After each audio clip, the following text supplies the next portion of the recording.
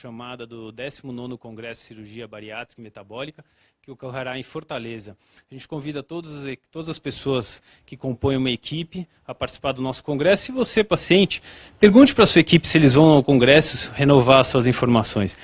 Meu nome é Thiago Zega, eu sou cirurgião bariátrico e eu vou ser o mediador dessa sessão do Bari Live, que é uma proposta da diretoria da Sociedade Brasileira de Cirurgia Bariátrica e Metabólica de informar a população dos temas relacionados à cirurgia bariátrica. O tema de hoje vai ser cirurgia bariátrica e na adolescência. E hoje nós temos aqui a endocrinologista e especializada Josefina Mattielli. Tudo bom? Ela é endocrinologista em metabologia, membro da Sociedade Brasileira de Cirurgia Bariátrica e Metabólica e endocrinologista do Instituto Garrido. Boa noite. Temos também o Dr. Marcos Leão, ele é cirurgião bariátrico, titular da Sociedade Bariátrica de Cirurgia Bariátrica e é referência de cirurgia bariátrica em adolescentes. Boa noite, Marcos. Boa noite, Thiago. Boa noite a todos. Eu vou começar hoje com uma pergunta para a Josefina. Crianças que sempre sofreram com cirurgia com obesidade tendem a se tornar adolescentes obesos?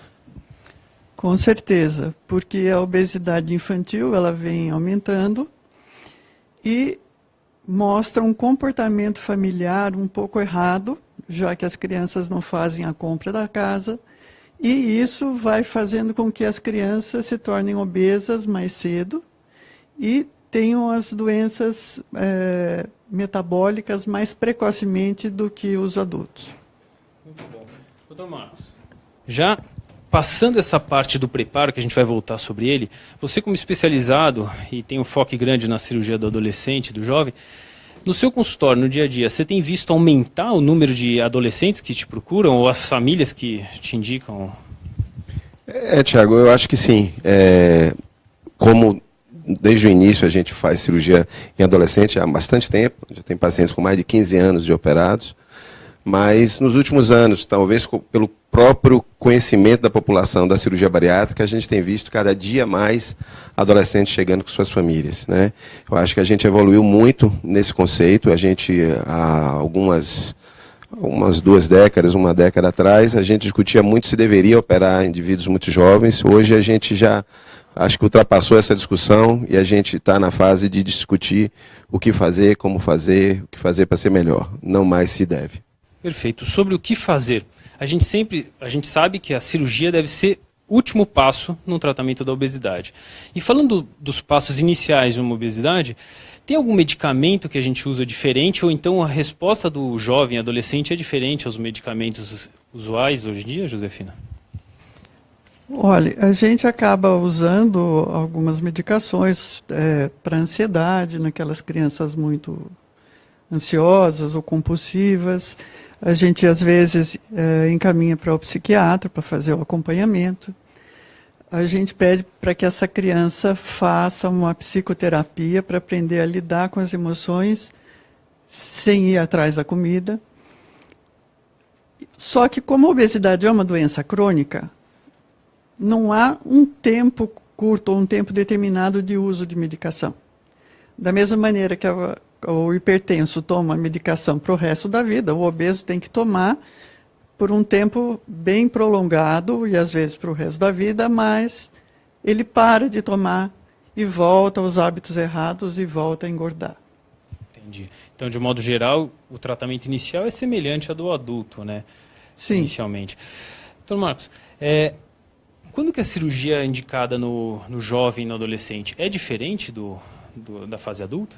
Bom, os critérios de indicação são muito semelhantes. A gente utiliza os critérios utilizados, preconizados pelo Instituto Nacional de Saúde norte-americano desde 91, isso não mudou muito, e que são os critérios hoje do Conselho Federal de Medicina, que são os pacientes com mais de 40 de índice de massa corporal, ou entre 35 e 40 com comorbidades. Os critérios de indicação são muito semelhantes. O que muda um pouco é o foco dessas doenças. O adolescente tem uma comorbidade psicossocial muito mais prevalente, muito mais intensa, e a gente às vezes não vê tanto impacto, principalmente naqueles graus menores, da doença como a gente vê no adulto, embora eles tenham também. E Você pede alguma avaliação, a gente já falou nos outros lives anteriores, sobre as avaliações necessárias do paciente no pré-operatório. Tem alguma avaliação específica de algum profissional específico desse adolescente? Por exemplo, o endocrinologista do adolescente, o pediatra ou ibiatra, algum especialista dessa área? Bom, o foco que a gente dá mais é no preparo com o nutricionista e com o psicólogo. Esse é o foco que a gente dá mais na clínica, principalmente envolvendo a família, envolvendo o adolescente. A gente sempre tem a preocupação, quando chega o pai, a mãe, a criança, saber quem está levando quem. Quem é que está trazendo quem aqui? É você que está trazendo seus pais ou são seus pais que estão te trazendo aqui? Isso é importante, porque acontece às vezes do adolescente dizer assim, não, eu vim aqui porque eles quiseram me trazer, então esse indivíduo a gente não vai operar. E quando é o contrário, a gente tenta envolver os pais um pouquinho mais, porque às vezes os pais são reticentes e o adolescente quer se livrar daquele problema, e a gente tenta envolver um pouco os pais. Mas assim, a priori, é bom a gente ter uma equipe bem integrada, a gente procura fazer, principalmente antes da cirurgia, reunião com a família, com todos da equipe multidisciplinar, e envolver para que a gente tenha principalmente a conscientização da responsabilidade que vai ter no pós-operatório. Acho que o foco maior é esse, pelo menos na minha visão. Legal. Doutor Josefina, sobre, vamos dizer, as consequências, ou consequências positivas e negativas que a cirurgia pode trazer para o adolescente, que você vê da questão mais clínica da obesidade. A gente vê que aquelas crianças obesas mórbidas ou adolescentes com apneia do sono, com hiperinsulinemia, que desenvolveriam o diabetes muito precocemente, hipertensão, dislipidemia. Esses pacientes melhoram muito essas doenças associadas. Mas a gente não pode esquecer que eles são pacientes que têm uma exclusão social, que são muito marcados, sofrem bullying, e ele vai precisar aprender a lidar com essa nova fase, com o emagrecimento, com o eu mais magro. E as coisas, às vezes, não mudam tão repentinamente. Então, é preciso que faça o acompanhamento psicológico pré-operatório um pouco mais longo, para ver se o adolescente tem realmente consciência das mudanças que vão acontecer com a cirurgia, e que depois da cirurgia ele vai ter que fazer uso de vitaminas para o resto da vida. A cirurgia troca um mal maior, que é a obesidade mórbida, para um mal menor, que é uma desnutrição passível de um fácil controle com alimentação correta e uso de vitaminas. Muito bom. Eu tenho uma pergunta aqui do público, inclusive é uma colega da sociedade, Andresa Ursba, ela é psicóloga, já veio aqui falar, se não me engano, e ela queria saber a opinião de vocês sobre a influência que os pais têm nessa obesidade do paciente, no caso. Isso diretamente, porque a gente ouve um monte de questões, nós não somos psicólogos, né? Ela é psicóloga, mas o que vocês sentem nessa influência? Vou começar com o Léo. Bom, eu tenho muitos adolescentes que eu operei que são filhos de pais que eu operei também. E o que a gente vê é que a influência é dupla. Eles têm a influência biológica, a influência genética, é muito comum, e a gente sabe que o impacto disso na gênese da obesidade é muito significativo, e a gente tem a influência ambiental, ou seja, o ambiente daquela casa, daquela família. E isso é uma abordagem que eu tenho com a família, que eu disse, olha, não adianta vocês quererem que o jovem faça a dieta e que todo o resto da família não faça. Isso é impossível e isso é muito difícil para eles, né? Então, eu acho que os pais têm uma responsabilidade, mas também não pode ficar preso a isso único exclusivamente, sem oferecer para esse indivíduo uma oportunidade. A partir do momento que ele chegou ali, interessa como chegou, mas a gente tem de dar uma solução, a gente tem de dar uma ajuda, né? E o fato de haver uma responsabilidade, ou o fato de haver uma influência de pais, naquele momento, a gente tem de dar um novo suporte para eles. A gente tem de ajudar com a fisiologia. E o que a gente faz com a cirurgia é isso, é dar novos mecanismos fisiológicos para que esse indivíduo, a despeito de ter uma genética desfavorável, a despeito de viver num ambiente social, cultural, muito obesogênico, que a gente possa, com os mecanismos da cirurgia, ajudar esse indivíduo a ter uma oportunidade de mudar a sua vida dali para diante. Perfeito. Doutor Josefina, aproveitando o gancho, a gente recebeu uma pergunta aqui da Maria Luísa Lima, que como que a cobrança do paciente, especial a aderência ao nutricionista, né? Então a gente percebe que, uma vez, como o doutor Leão falou, que a importância dos pais também no segmento, né? O que você acha, assim, falando da importância dos pais e a importância do foco do paciente e a responsabilidade que ele tem que ter sobre esse segmento? Olha, a gente tem que ter o comprometimento dos pais ou do responsável para que ele tenha uma base, ele saiba que ele pode ir ao nutricionista, que possa ir ao psicólogo, que possa ir ao cirurgião quando ele se sentir estranho ou com dificuldades. E ensinar que esse paciente, muitas vezes, com a psicoterapia, ele vai ter que, entre aspas, sobreviver ao comportamento dos pais, porque esse comportamento, ele não ficou obeso do nada. E muitas vezes o comportamento em casa continua exatamente igual e o paciente operado, o adolescente operado, ele vai nadando contra a correnteza. Então, às vezes é um pouco difícil.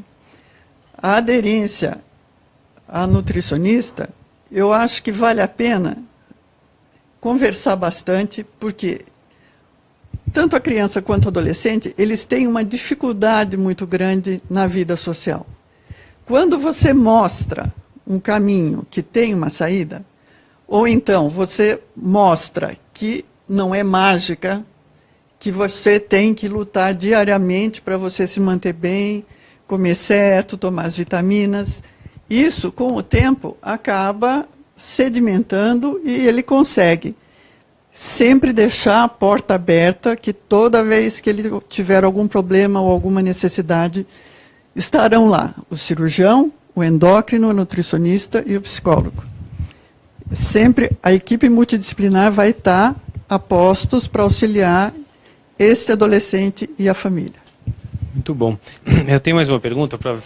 Quando eu estou com o celular aqui, eu estou respondendo as perguntas da audiência, só para não parecer aqui. Da psicóloga Débora Terriani, ela pergunta para vocês, perguntar para você, Leão, qual é o índice de reganho de peso nos adolescentes? Uma vez que já tem um follow-up a longo prazo desses pacientes. Eu fiz uma escolha, porque assim, a gente tem uma casuística, não como do Instituto do Garrido, que mais de 10 mil pacientes, sei lá, bem mais do que isso, a gente tem mais de 3 mil pacientes.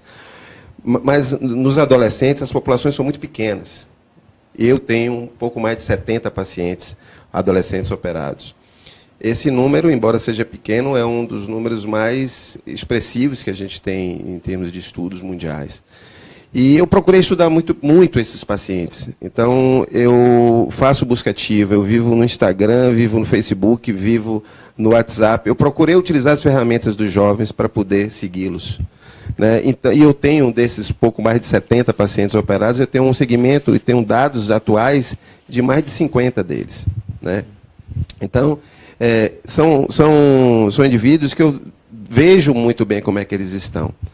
O índice de recidiva da obesidade nesses pacientes é muito pequeno, comparado com o tratamento clínico, que seria a outra alternativa. Porque a gente tem de se dar conta e que a gente não está diante da opção entre ser magro, operado, ou ser magro, não operado.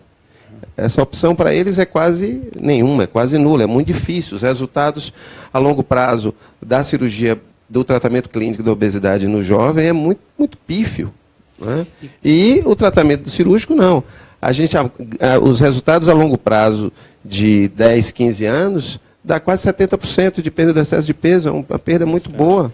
É superponível aos adultos.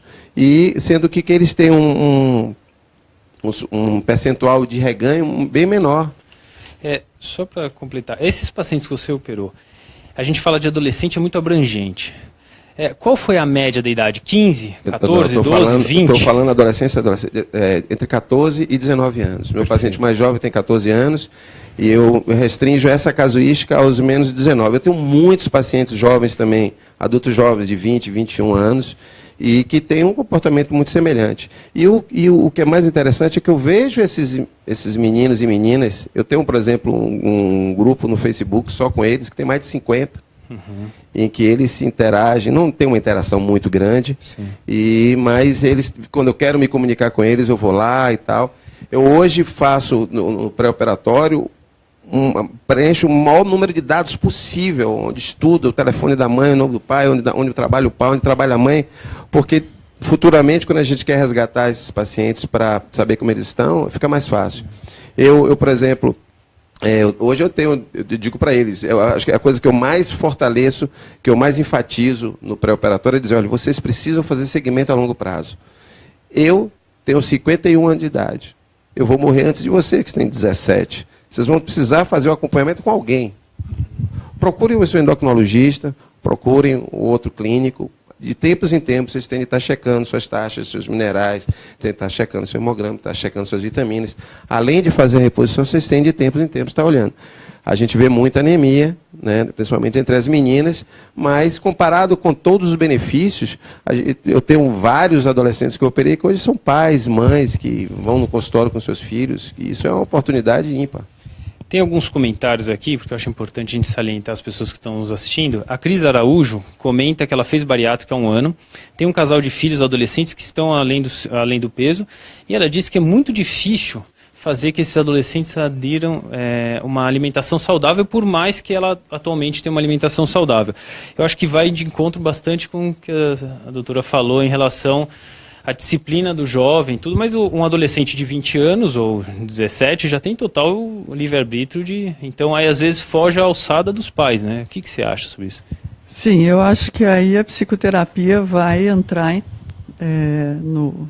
em foco para mostrar para esse adulto jovem ou adolescente que a rebeldia nesta situação vai ser mais danosa para ele do que a disciplina alimentar.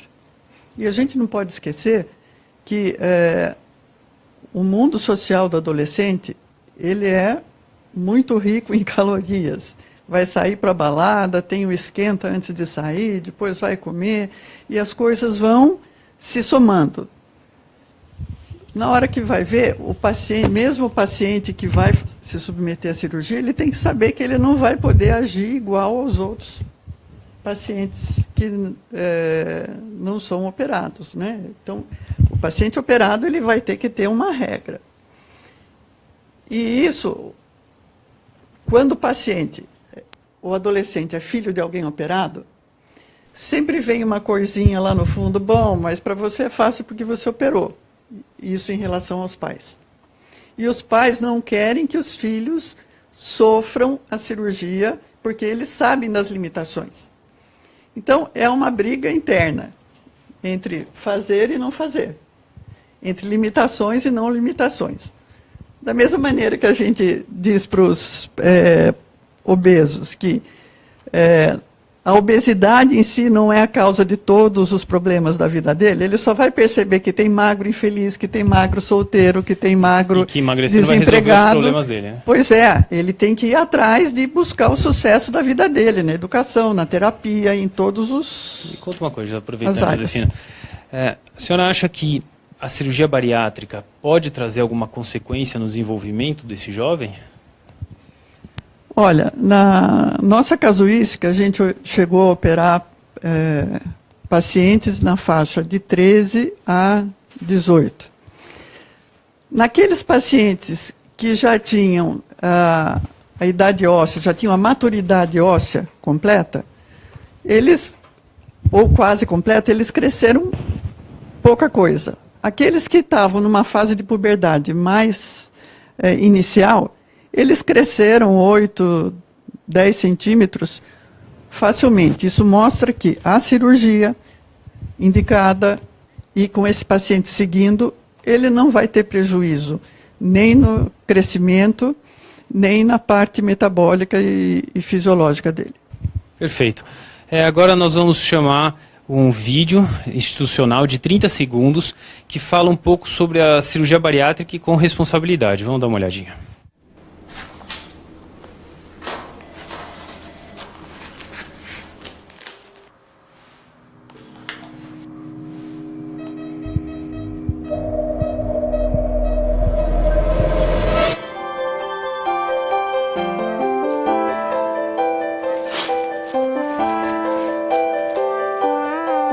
Cirurgia responsabilidade traz qualidade de vida.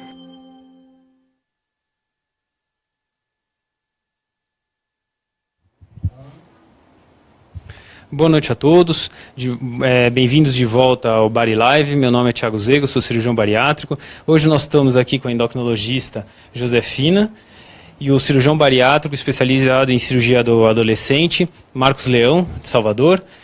Estamos hoje com um tema sobre cirurgia bariátrica no adolescente e no jovem, né?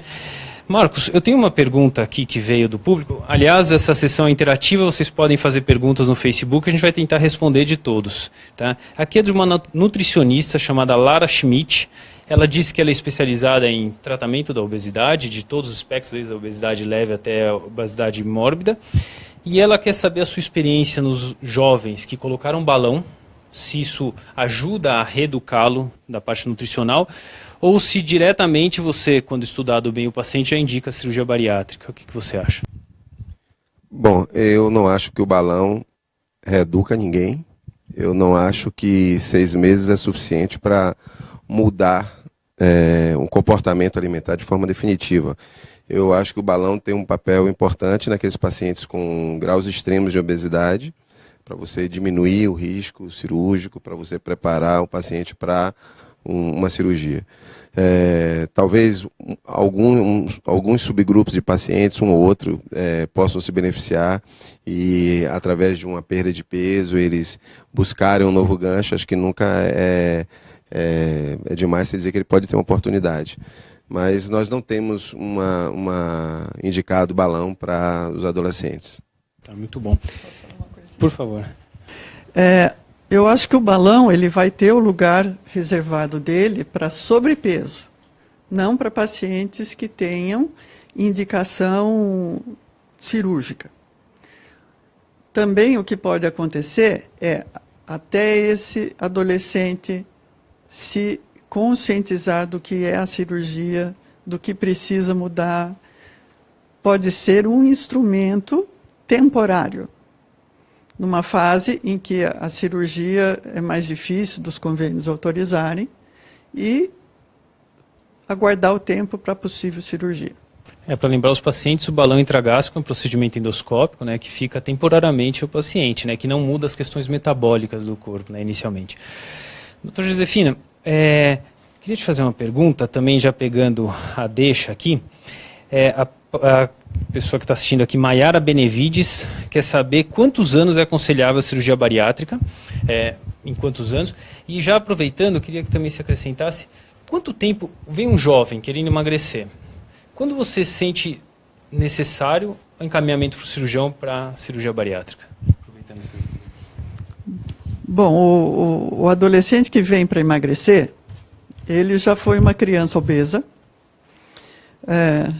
já tem todos os estigmas a longo prazo dessa obesidade no primeiro grau, e que acaba sendo um pouco dolorido demais para ele, e ele quer a solução do problema para ontem. Eu sou a favor de uma psicoterapia um pouco mais prolongada nesses pacientes, para que, mesmo os adultos, às vezes tenham a cirurgia como uma solução mágica de que as coisas vão mudar e que ele vai poder comer de tudo depois que operou, sem engordar nada. Só que não é bem isso que acontece. A gente tem que ter certeza que esse adolescente sabe o que é a cirurgia. Muitos deles, às vezes, operam e falam, mas eu vou ter que não comer doce, sorvete todo dia, né? Então, é preciso ter consciência. E esse preparo pré-operatório vai com a psicoterapia para poder ter um sucesso maior no pós-operatório. Perfeito. Então não tem uma idade específica, assim, um bom preparo do paciente, né? Um bom preparo. É a partir de 16 anos que é liberado. Bom, veja bem, nós temos pacientes com 14 anos, até 14 anos, e muitos deles eram praticamente crianças quando operaram, certo? Pessoas que hoje têm 28, tá? Que são hoje empresários, são pais de família, e que eu tenho um mesmo que era um menino que não conseguia, eu operei com 14 anos, ele não conseguia andar de bicicleta, ele hoje corre vaquejada. tá certo? Ele pega no rabo do boi, derruba o boi lá, é um menino maravilhoso, empresário, namora, tem uma vida absolutamente plena, tá certo? É importante a gente contextualizar isso, que esses indivíduos eles precisam de uma oportunidade, e essa oportunidade é para que eles não percam a fase mais importante ou a fase mais bonita da vida deles, que é a vida jovem. Se deixar para retardar demais, eu acho que um bom preparo da equipe, através da psicoterapia, através de uma orientação nutricional, do acompanhamento com o endocrinologista, antes da cirurgia é fundamental. Eu concordo plenamente com o jogo. Marcos, aproveitando que você já está com a palavra, só para lembrar, o telefone aqui é para a gente pegar as perguntas da audiência. Marcos, tem alguma técnica específica que você indica para o adolescente, para o jovem? Eu sei que nos outros Body Lives já foi bastante discutida as técnicas, mas no adolescente, você tem algum enfoque diferente em relação à técnica? Eu tenho algumas premissas em relação ao adolescente, né? Eu acho que a cirurgia tem de ser bastante segura. A cirurgia tem de ser aquela cirurgia que você domina bem, aquela cirurgia que você tem um índice de complicações muito pequeno. Uma perda de uma vida jovem é um drama muito grande. Felizmente, as grandes casuísticas, e a nossa também, praticamente não tem mortalidade. São indivíduos mais saudáveis, toleram mais as complicações, que já são também mais raras nessa idade. Eu, particularmente, penso muito na longevidade da cirurgia, certo? Cirurgias que têm um impacto maior em termos de longevidade, em termos de resiliência, cirurgias que resistem mais ao paciente, resistem mais ao tempo, né? E, em compensação, também cirurgias que não têm um grande impacto nutricional negativo. A maioria dos meus pacientes, a imensa maioria, fez o bypass gástrico. Eu tenho alguns sleeves, algumas gastrectomias verticais e tenho algumas bandas. As bandas praticamente todas falharam com o passar do tempo, né? E como no adulto. E eu converti em bypasses e estão bem esses bypasses. Sobre a cirurgia no jovem, você percebe que a tolerância à dor, a compreensão desse jovem, porque a gente sabe que muitas pessoas têm medo do centro cirúrgico, medo de um hospital e às vezes não tolera muito bem a dor. Você sente alguma diferença do comportamento do jovem à cirurgia? Nenhuma. Eu acho que eles vão muito bem, eles chegam muito motivados. Alguns, claro, têm seus medos, como o adulto. Não vejo assim uma grande particularidade nesse aspecto, não. Muito bom. Dona Josefina, sobre a suplementação vitamínica no pós-operatório, eu sei que muitas equipes acabam nutricionista fazendo e faz muito bem isso, mas a senhora também muitas vezes assume essa parte. Tem alguma diferença na suplementação vitamínica? Tem. Os pacientes que têm bypass, eles, principalmente as meninas que estão em idade de menstruar, de menacme, elas têm que fazer a suplementação do ferro endovenoso parenteral. Não adianta dar ferro oral para esses pacientes, porque não é absorvido. Não em grau suficiente para subir os níveis da ferritina ou subir os níveis de hemoglobina. Já nos meninos, que não têm essa perda mensal, é possível fazer uma suplementação quando não tem anemia, é só para manter. Nos pacientes com sleeve, muitos cirurgiões às vezes falam que não é necessário a suplementação vitamínica. Eu, particularmente, acho que pelo menor volume alimentar é necessário a suplementação. E a gente vai vendo nos exames de sangue a necessidade de mais de um complexo vitamínico ou não. Tem uma observação, a suplementação de cálcio nesses pacientes operados não dá para ser o cálcio mais barato, o mais frequente, que é o carbonato de cálcio. Tem que ser o citrato de cálcio, que é melhor absorvido em meios que têm menos ácido. E a vitamina D vai ser suplementada como qualquer outra pessoa. Temos algumas observações aqui de uma colega, Mirelle Gomes de Oliveira. Ela comenta de um paciente que tem 17 anos, já tentou autoextermínio, ela é nutricionista. Eu acho que volta muito na nossa questão do acompanhamento do psicólogo, né? Tem a Aida Marcondes, que ela está parabenizando o Josefina e o Marcos Leão sobre o tema abordado e a importância que vocês estão dando ao trabalho dos psicólogos e da equipe multidisciplinar junto ao adolescente. Maria Luísa Lima, ela diz de alguns estudos de segmento que demonstram a expectativa de vida do adolescente operado. Enfim, Marcos, na sua experiência, você percebe que tem alguma diferença da perda de peso entre o jovem e o adulto? Você vê isso, lógico que o jovem você acaba tendo um follow-up diferente, enfim.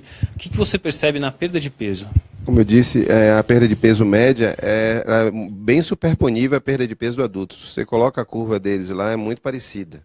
O que a gente tem é menos subgrupo de insucesso do que no adulto, eu acho. Os resultados a longo prazo desse subgrupo de pacientes é muito bom em termos de manutenção do peso. Claro que a gente tem alguns pacientes que recuperam uma boa parte do peso, mas são casos pontuais, né? Com relação à suplementação, é importante a gente salientar. Eu tenho tido uma postura um pouco mais agressiva em relação à menstruação. Então, eu recomendo muito esses jovens a não menstruarem, né? Seja através de anticoncepcional para aqueles que ainda não têm vida sexual, e para quem já tem um pouco mais, até colocação dos dias de Mirena. Isso melhora muito a necessidade, ou prolonga muito a necessidade de reposição parenteral de ferro, né? De uma maneira geral, assim, o problema mais comum que a gente vê no longo prazo, mas isso leva às vezes anos para eles chegarem ao nível de hemoglobina e de ferritina, de precisar de uma suplementação parenteral, que demora, né? Eles conseguem tolerar bem, principalmente depois que a gente deixou de utilizar anéis nos bypass, que esses pacientes comem melhor carne vermelha, que comem bem, se nutrem melhor. Então a gente tem muito menos problemas nutricionais, de anemia, etc. Posso pegar uma deixa? Por favor. Posso pegar uma deixa? Ele falou dos anticoncepcionais. Hoje os jovens com vida sexual ativa mais precoce, a gente tem que tomar muito cuidado, porque a obesidade, por si só, causa ciclos anovulatórios, isto é, infertilidade. A cirurgia bariátrica é o melhor tratamento para essa infertilidade. Com a perda de peso, os hormônios voltam a funcionar, ovarianos voltam a funcionar da maneira correta, e o adolescente, a adolescente vai ovular com muita frequência. E, nesses casos, a gente tem que orientar a contracepção.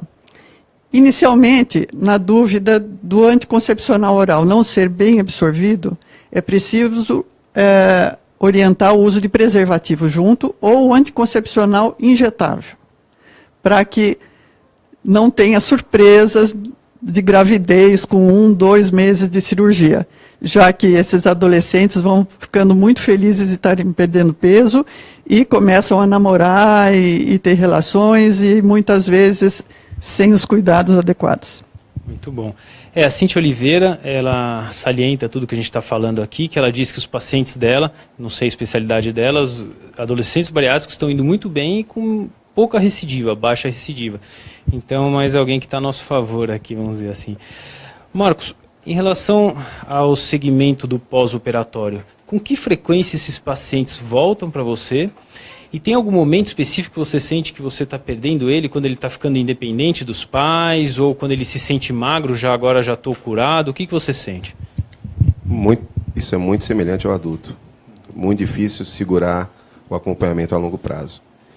Eu tenho um pouco desse acompanhamento porque eu faço a busca ativa, mas eu não tenho, na verdade, um segmento muito próximo deles. De tempos em tempos eu saio buscando, e aí eles voltam, eu faço revisões, etc. Mas eu estou falando de pacientes que têm 5 anos, 10 anos. O ideal é que eles fossem anualmente ao consultório, mas eles não vão. Então, eu agora, por exemplo, o ano passado eu fiz busca ativa e peguei praticamente uns 50 e poucos desses pacientes estiveram comigo. E aí tem pacientes com 5 anos, 10 anos, 15 anos, mas a recomendação é muito semelhante à do adulto, né? No início eu procuro deixar o mais próximo possível. A dificuldade de follow-up deles. A dificuldade é muito parecida. Perfeito. Doutor Josefina, em relação aos pacientes jovens e adolescentes, tem alguma doença do jovem, vamos dizer assim, um problema de tireoide, um problema junto ao cortisol, alguma coisa específica que você precisa procurar nesse paciente, diferente do adulto? Bom, o que a gente tem que ver é a idade óssea desse paciente. Mesmo que já tenha iniciado a puberdade, a gente sabe que ele vai ter um resultado melhor no crescimento. Se essa adolescente tiver a face em lua cheia, bem redonda, a gente vai ter que investigar problemas de suprarrenal ou uso de corticoide por asma, por artrite ou outro problema. E a gente não pode esquecer que esses adolescentes obesos, eles são hiperinsulinêmicos e que eles fatalmente vão caminhar para o diabetes. Então, não é um paciente que não tem. E, para nossa surpresa, a gente viu muitos pacientes com 5 doenças, muitos adolescentes com 5 doenças ao mesmo tempo. Apneia do sono, dislipidemia, hipertensão, a hiperinsulinemia com resistência insulínica e a acantose nigricans, que é aquela prega escura no pescoço. Então, não é porque é adolescente que não tem doença. É preciso investigar as doenças para ele se conscientizar e fazer o tratamento direito. Perfeito. Doutor Marcos, tem os Íris Casais, ela deu boa noite, mandou um abraço especial e ela quer perguntar quais são as principais comorbidades do adolescente, eu acho que já foi respondido. Queria saber a sua experiência do abuso da droga no paciente adolescente, né? E em especial o álcool. A droga a gente sabe, o álcool, os problemas todos, e o álcool a gente tem como classificar como uma falência da cirurgia bariátrica. O que você vê na sua experiência? Bom, Osíris é um cirurgião, é homem, é um cirurgião dos mais importantes que nós temos na Bahia, um grande cirurgião, nós trabalhamos juntos durante muitos anos, somos amigos, inclusive. Esteve presente comigo em muitos desses adolescentes, então Osíris tem uma grande experiência, seguramente. Com relação a droga e álcool, eu tenho alguns casos pontuais de pacientes que tiveram problemas com álcool e drogas, mas uma coisa muito pontual, que eu diria, pela casuística que eu tenho, pelo que eu vivenciei, que refletem a excepcionalidade e a ocorrência que a gente observa numa população de adolescentes, né? Inclusive, um dos casos mais importantes que eu tive era uma jovem que estava com um abuso muito significativo, não só de álcool como de drogas, mas que, em um dado momento, fez acompanhamento e parou e abandonou tudo isso. Hoje é uma pessoa absolutamente saudável, como acontece com outras adolescentes que tiveram esse problema. Eu não tenho... eles têm... claro, exacerbam muito mais a vida social, são indivíduos que vivem muitas vezes excluídos, né? Que eu tenho adolescentes que deixaram de ir para a escola, né? Com 16, 17 anos, que abandonaram a escola, nem sonham em ir para a escola. Tem outros que não conseguem levantar a cabeça no consultório, tá certo? E que a gente vê uma mudança muito grande. Eu lembro de uma menina que era muito tímida, foi no consultório, antes de operar, e sei lá, 1 ou 2 anos depois da cirurgia, ela esteve comigo, e aí tal, como é que tá, o que é que tá de diferente? Ela chegou para mim e fez assim, ó.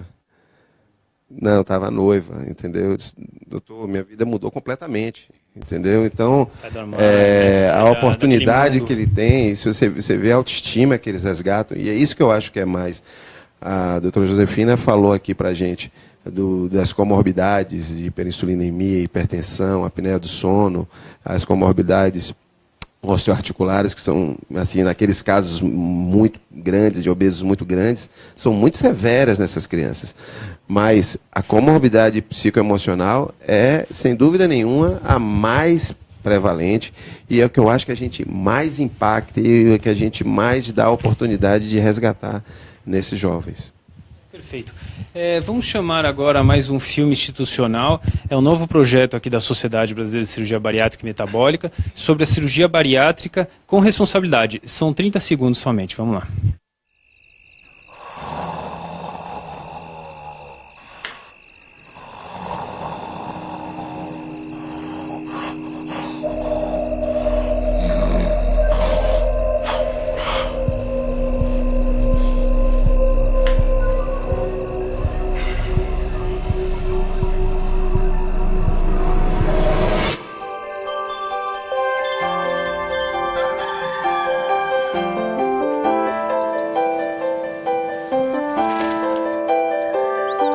Cirurgia bariátrica, feita com responsabilidade, traz qualidade de vida.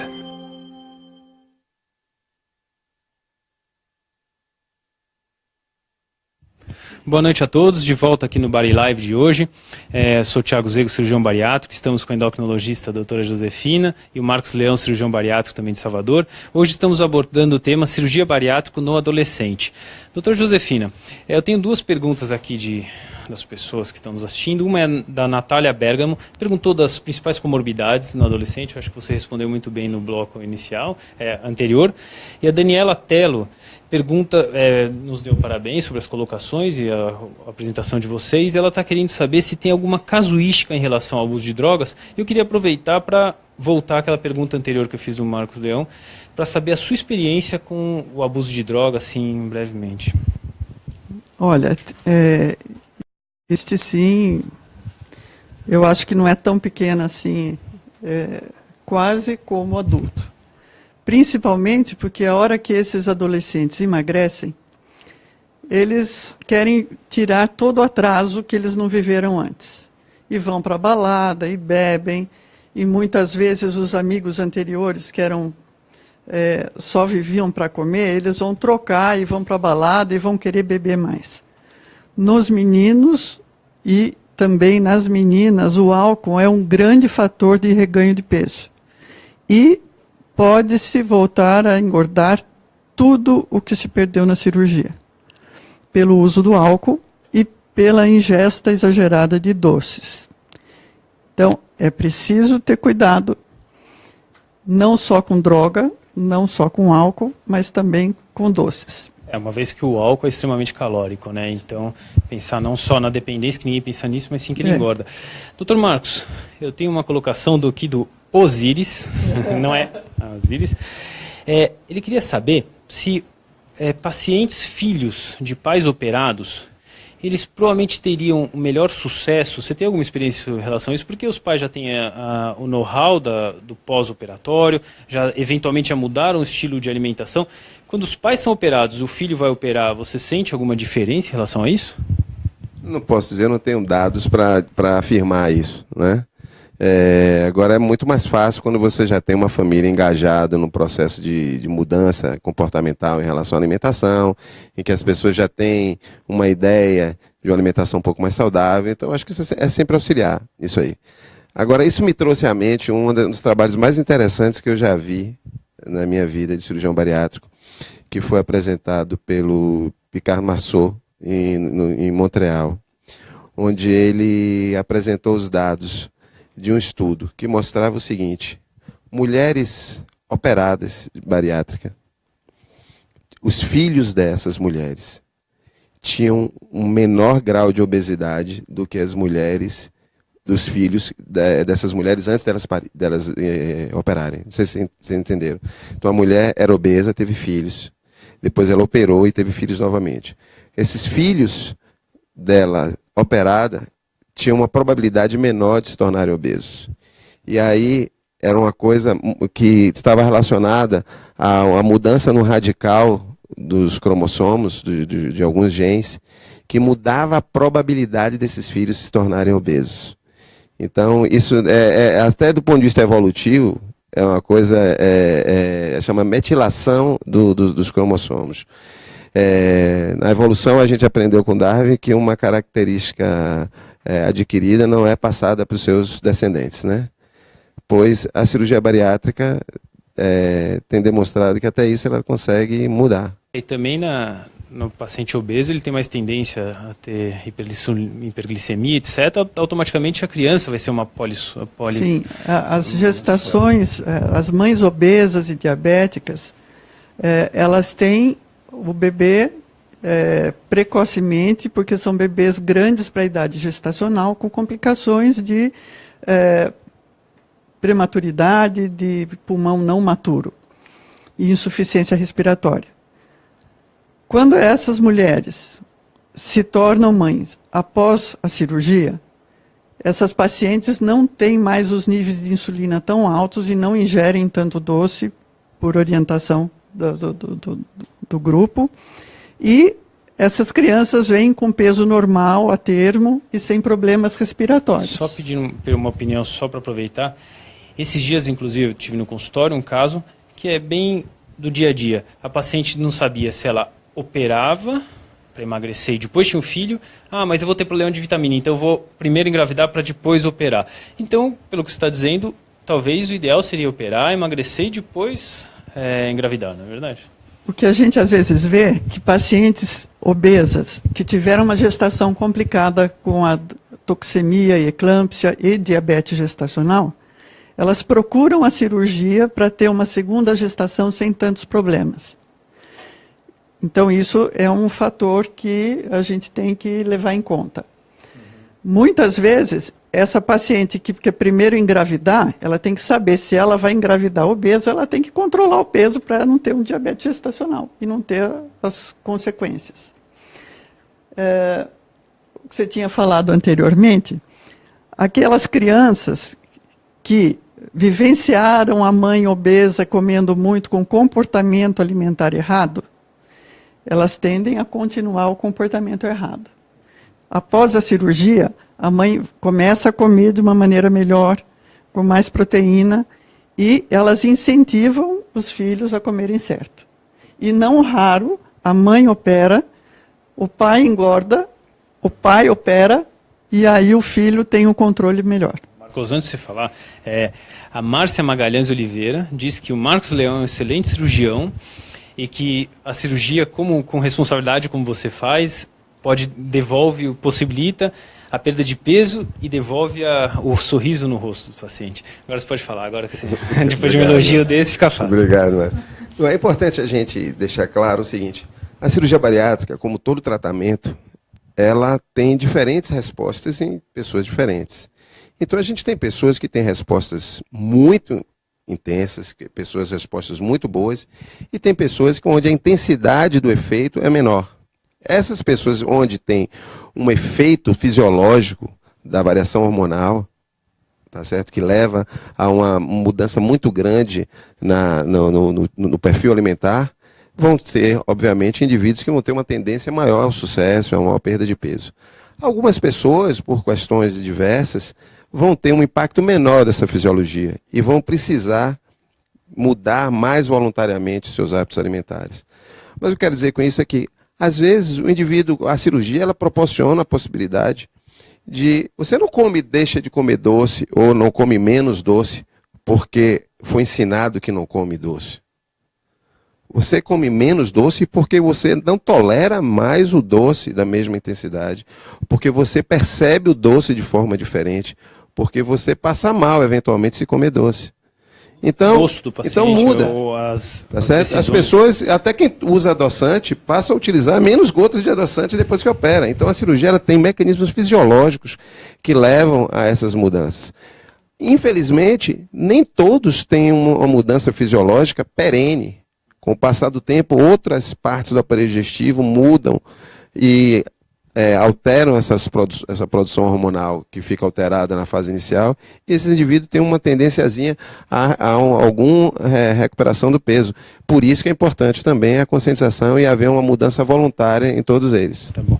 Doutora Josefina Machelli, tem uma pergunta de Tânia Borges, já foi abordada um pouco a questão da ginecológica. Ela pergunta sobre a relação dos ovários policísticos. Ela cita muito bem que o paciente que tem ovários policísticos, quando emagrece 5%, por exemplo, já tem uma melhora desse quadro. Após cirurgia bariátrica, o que você percebe sobre o síndrome dos ovários policísticos?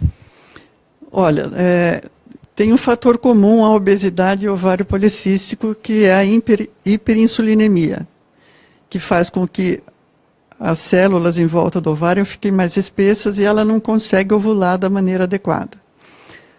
Como eu disse anteriormente, a cirurgia bariátrica é o tratamento desse ovário policístico e é preciso tomar cuidado depois da cirurgia, porque ela vai se tornar fértil e vai ovular. E tem que tomar cuidado mesmo, porque eu tenho pacientes que estavam fadadas a fazer inseminação ou fertilização in vitro. Com 6 meses de cirurgia, estava ela com beta-HCG positivo. Excelente. Marcos, temos 2 perguntas de pessoas diferentes. Uma é da Ivana Teles. Ela pergunta para você se tem alguma recomendação do cirurgião, que normalmente é o maestro daquela equipe multidisciplinar, junto com os outros, claro. Se tem alguma recomendação diferente no adolescente que você passa ou que você faz diferente com a equipe multidisciplinar. E o Felipe Sgarbi, que é um cirurgião amigo meu, inclusive, ele quer saber como cirurgião, né, nesse caso, se tem alguma diferença no pós-operatório imediato, em questão de analgesia, em questões do dia a dia do centro cirúrgico e do pós-operatório que a gente, como cirurgião, faria.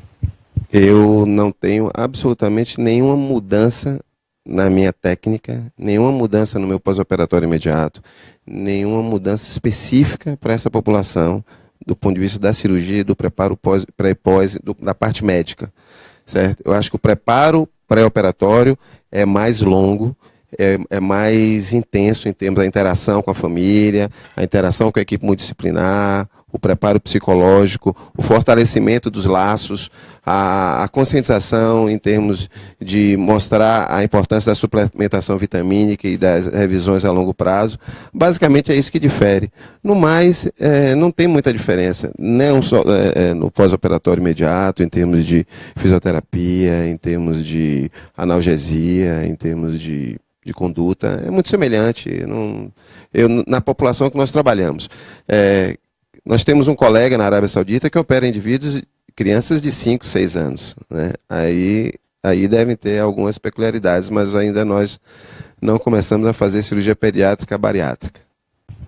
Então, Josefina, hoje em dia, não vou dizer que é moda, porque eu não sou a favor de nenhum modismo, sobre a questão da lactose no pós-operatório, os adolescentes têm aprendem as coisas no Facebook, no Instagram, isso está virando moda. Tanto a questão da lactose quanto do glúten.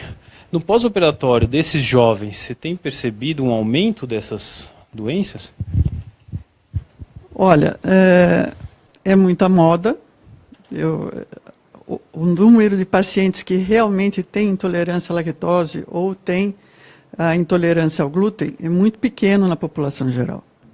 O que acontece com certeza no bypass é que quando ingere só o leite com a lactose, dá uma sensação de mal-estar, de náusea, que pode ser facilmente corrigida com leite sem lactose, ou baixa lactose. Em relação ao glúten, não há nenhum problema pós-operatório. E essa fama toda que o glúten engorda, é lógico que vai engordar, ele vai parar, ele vai emagrecer, porque ele vai parar de comer pizza, macarrão, pão, né? E vai comer no lugar uma tapioca. Então, é moda, né? Então, a gente tem que ficar com o pé no chão para fazer esse paciente aprender, primeiro, a comer as comidas do dia a dia de uma maneira correta. Porque na vida dele ele vai ter que ter uma vida social. Eu acho importante os pacientes, de modo geral, tirarem suas dúvidas em fontes concretas, né? Procurando seu médico, procurando o Bari Live, que tem sempre informações de pessoas especialistas na área.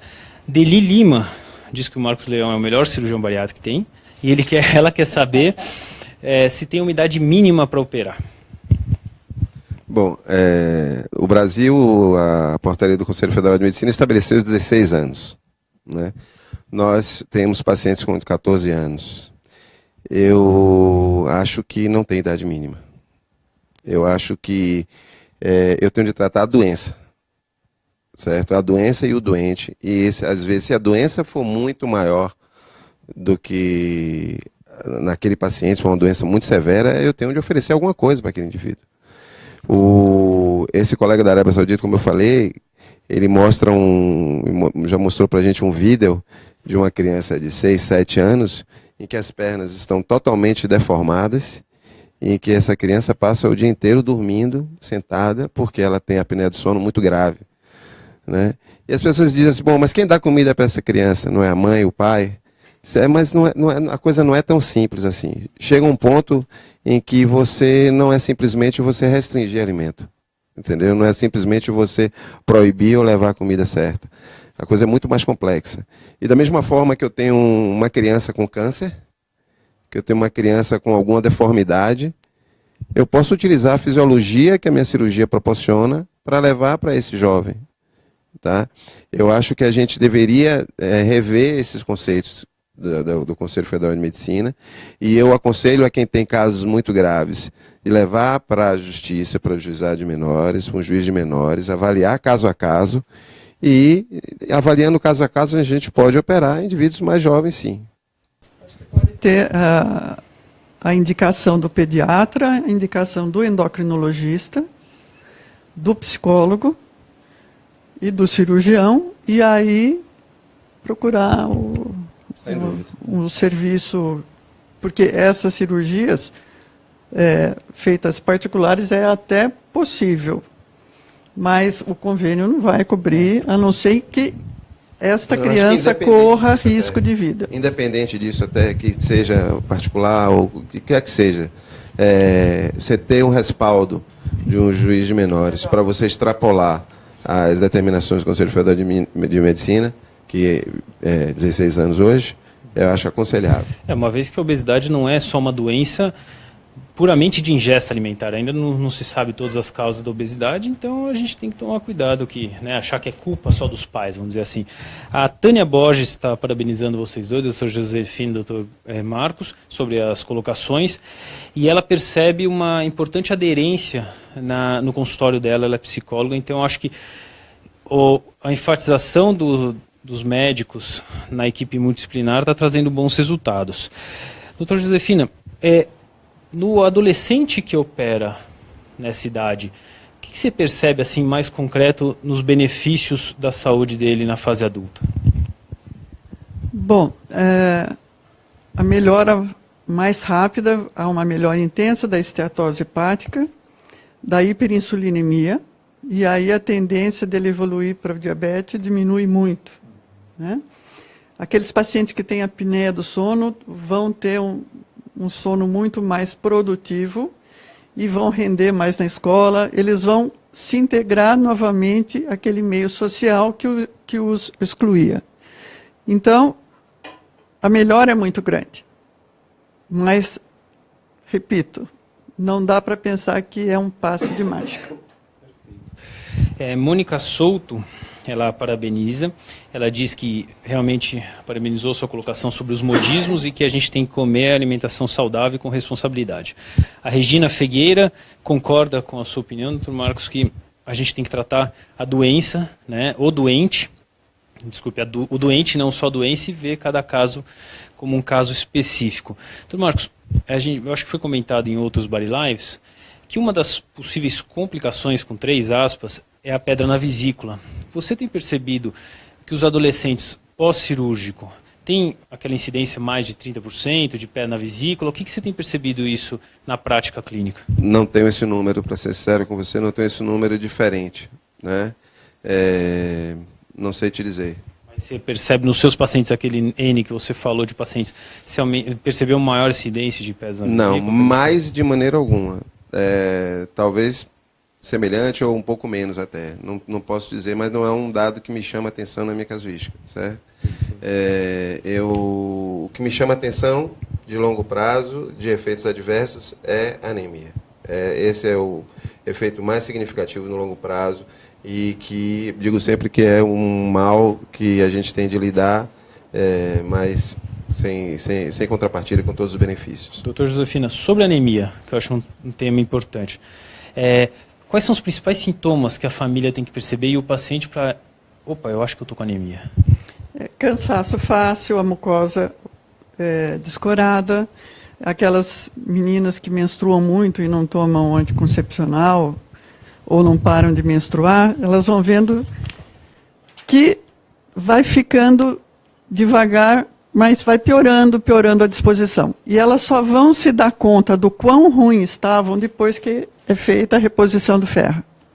Então, a anemia na mulher operada, às vezes ela começa devagarinho, e ela não se dá conta do sintoma. Só depois que tratou é que ela vai ver como é que ela estava ruim. Perfeito. Pessoal, boa noite, nós ficamos por aqui. Antes disso, eu quero convidá-los a todos para o dia 13 de março, o nosso Body Live da semana que vem, que é a importância do apoio sócio-familiar na cirurgia bariátrica. E também o Dr. Marcos Leão, que é presidente da comissão científica do nosso congresso, que vai acontecer em Fortaleza. Ele quer dar uma palavrinha para a gente. Por favor, Marcos. Bom, pessoal, eu queria aproveitar aqui o nosso Body Live, aproveitar que muitos colegas, muitos nutricionistas, endocrinologistas, psicólogos, todos da equipe multidisciplinar estão acompanhando o nosso Body Live, com certeza, para convidá-los para o nosso 19º Congresso Brasileiro de Cirurgia Bariátrica e Metabólica, que será entre 6 e 9, na cidade de Fortaleza. Nós estamos preparando uma programação científica muito rica, com seminários integrados com a Sociedade Americana, com o seminário da Latinoamérica, da Federação Internacional de Cirurgia da Obesidade. Nós teremos cursos de endoscopia bariátrica, teremos cursos de novas tecnologias, teremos uma mesa falando só sobre cirurgia no adolescente. Então, muitos temas interessantes, robótica, endoscopia, tudo que permeia a nossa especialidade no dia de hoje.